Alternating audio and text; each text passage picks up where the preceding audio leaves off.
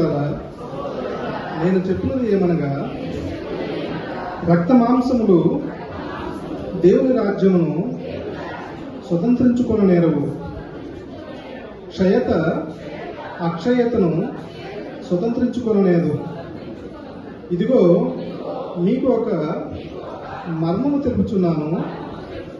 మనమందరము నిద్రించము గాని నిమిషంలో ఒక రెప్పపాటున కడబూరం మ్రోగగానే మనమందరము మార్పు పొందుదము.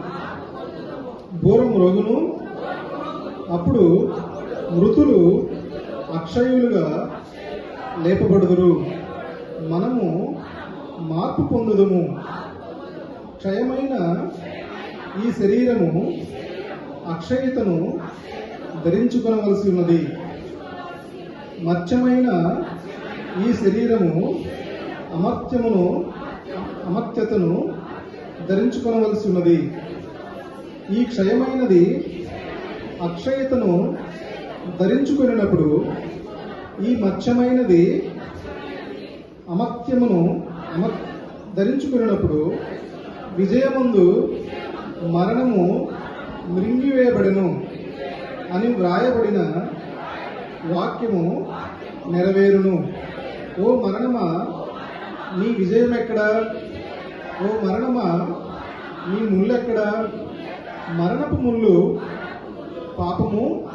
పాపమునకున్న బలము ధర్మశాస్త్రమే. అయినను మన ప్రభువైన యేసుక్రీస్తు మూలముగా